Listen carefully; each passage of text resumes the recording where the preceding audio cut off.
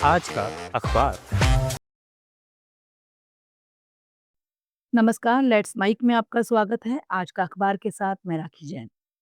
यहाँ हम देश दुनिया के सबसे बड़े और विश्वसनीय अखबारों से चुनते हैं वो रिपोर्ट्स जो सिर्फ खबर नहीं, आपकी समझ और सोच को गहराई देती हैं।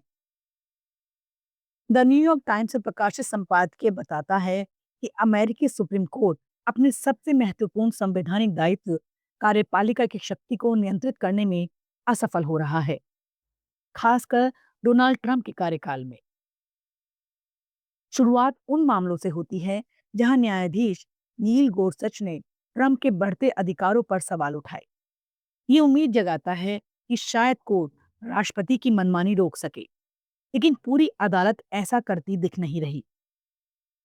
ट्रंप ने दोबारा सत्ता में आने के बाद कई कदम ऐसे उठाए जो संविधान और लोकतांत्रिक मूल्यों को चुनौती देते हैं, जैसे विभागों को खत्म करना, बिना प्रक्रिया के निर्वासन, हटा देने के अधिकार का दुरुपयोग और जन्म सिद्ध नागरिकता खत्म करने जैसा आदेश। कई निचली अदालतों ने ट्रंप की इन कार्रवाइयों को बार बार रोका, लेकिन सुप्रीम कोर्ट अक्सर इन फैसलों को पलट देता है, वो भी बिना लिखित व्याख्या के इमरजेंसी ऑर्डर्स के जरिए। इससे राष्ट्रपति को मनमाने कदम उठाने का खुला रास्ता मिलता गया। संपादकीय कहता है कि ट्रंप के समय कोर्ट का रवैया अलग है। जब बाइडेन राष्ट्रपति थे, कोर्ट ने उनकी कई नीतियों को रोका, लेकिन ट्रंप को ज्यादा छूट दी गई। अदालत के कई जज यूनिटरी एग्जीक्यूटिव जैसी अवधारणा के समर्थक हैं, यानी राष्ट्रपति को विभागों पर लगभग पूरी शक्ति होनी चाहिए। संपादकीय चेतावनी देता है, इसका नतीजा एक अकाउंटेबिलिटी रहित राष्ट्रपति हो सकता है जो किसी भी व्यवस्था को नष्ट कर दे।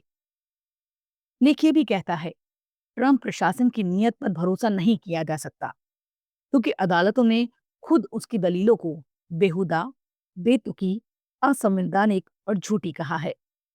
इसके बावजूद सुप्रीम कोर्ट प्रशासन की बातों को मान लेता है।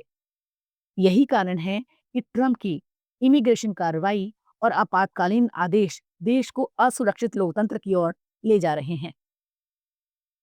संपादकीय बताता है कि सुप्रीम कोर्ट को 3 काम तुरंत करने चाहिए: तथ्यों और सबूतों पर अधिक ध्यान दे, कांग्रेस से छीनी जा रही शक्तियों को रोके और असंवैधानिक आदेशों पर तुरंत रोक लगाए।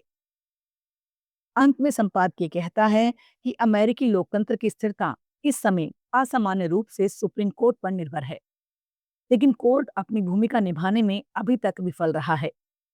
फिर भी ये कार्यकाल अभी शुरू ही हुआ है। न्यायालय चाहे तो आने वाले समय में लोकतंत्र की रक्षा कर सकता है, लेकिन अब उसे दर्शक नहीं, बल्कि संवैधानिक संरक्षक की भूमिका निभानी होगी। Let's mic. आज का अखबार। द गार्जियन में प्रकाशित लेख में बताया गया है कि ब्रिटेन में अभी ओवर डायग्नोसिस, यानी मानसिक या एडीएचडी और ऑटिज्म का ज्यादा निदान होने की बात जोर शोर से उठाई जा रही है। स्वास्थ्य मंत्री वेस स्ट्रीटिंग ने इन स्थितियों को समीक्षा शुरू करने की घोषणा की है। कागज पर इसे समर्थन और बेहतर सेवाओं की समीक्षा कहा जा रहा है, लेकिन लेखक को डर है कि ये राजनीतिक तौर पर वेलफेयर सुधार और खर्च घटाने के बहाने लोगों की जरूरतें कम आंकने की कोशिश हो सकती है।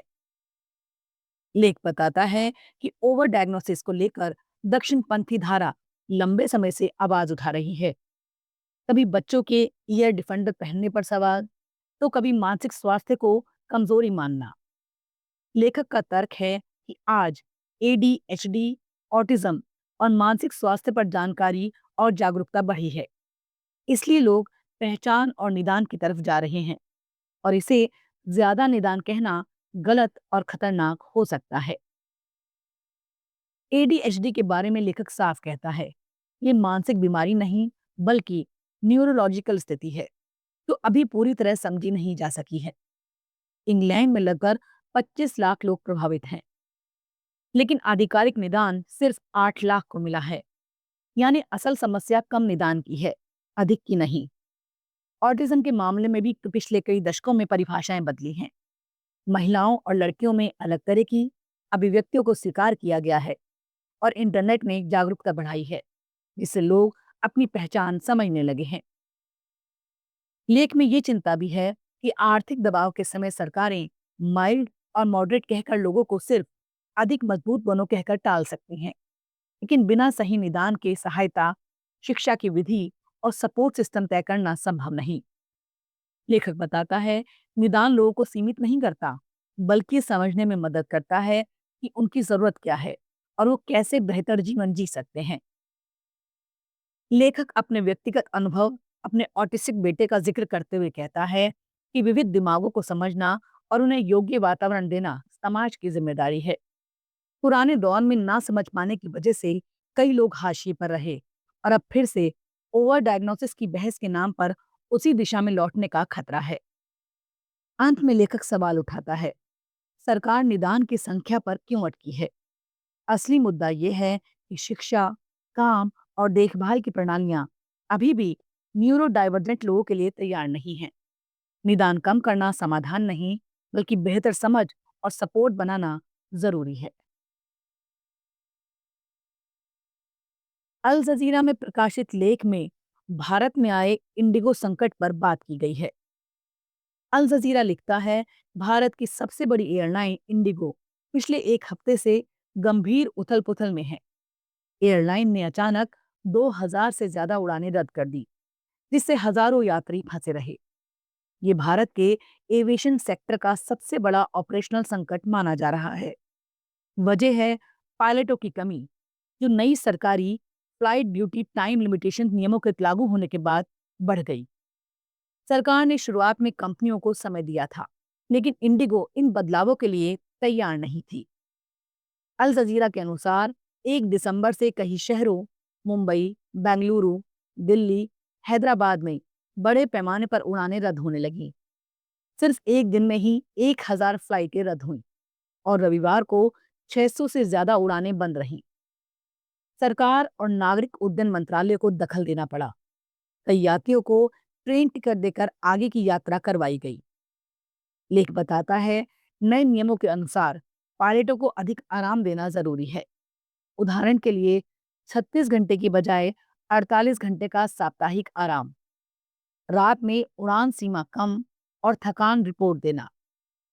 लेकिन इंडिगो ने पिछले 2 वर्षों में पायलट भर्ती, ट्रेनिंग और रोस्टरिंग की तैयारी नहीं की। पायलट यूनियन ने आरोप लगाया कि एयरलाइन ने हायरिंग रोकी और लागत बचत पर जोर दिया।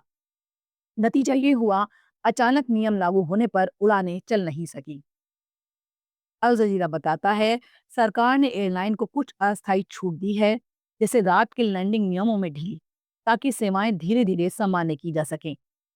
लेकिन पायलट एसोसिएशन ने इन छूटों का विरोध किया है, क्योंकि ये नियम सुरक्षा के लिए बनाए गए थे। डीजीसीए ने एयरलाइन को चेतावनी दी है कि खराब प्रबंधन के लिए कार्रवाई भी हो सकती है। लेख ये भी बताता है कि अन्य एयरलाइंस जैसे एयर इंडिया और अकासा एयर ने पहले से पायलट बढ़ाकर और बेहतर योजना बनाकर इन नियमों का सामना किया, इसलिए उनकी उड़ानें सामान्य चल रही हैं। अल जजीरा इस बात पर भी ध्यान दिलाता है कि जब इंडिगो की फ्लाइट बंद हुई, तब बाकी एयरलाइंस ने किराए बहुत बढ़ा दिए, जिससे यात्रियों में नाराजगी फैली। सरकार ने किराए पर सीमा लगाने का फैसला किया है। इंडिगो का कहना है कि 10 से 15 दिसंबर तक स्थिति सामान्य हो जाएगी और यात्रियों को रद्दीकरण व बदलाव पर पूरा रिफंड मिलेगा। अल जजीरा का मुख्य निष्कर्ष यही है कि भारत का बड़ा प्राइवेट एयरलाइन ऑपरेटर योजना की कमी और प्रबंधन की गलतियों की वजह से राष्ट्रीय स्तर का संकट पैदा कर बैठा। सरकार को मजबूरन हस्तक्षेप करना पड़ा। ये सिर्फ एक तकनीकी समस्या नहीं, बल्कि भारत के एविएशन सेक्टर की तैयारी और सुरक्षा मानकों की बड़ी परीक्षा भी है। आज का अखबार में फिलहाल इतना ही। देखते रहिए, सुनते रहिए लेट्स माइक। नमस्कार। आप सुन रहे थे let's mic more than radio. Follow कीजिए हमें हमारे सोशल मीडिया प्लेटफॉर्म्स पर। It's time for news. It's time for more than radio. Presenting the first radio news app, Let's Mic.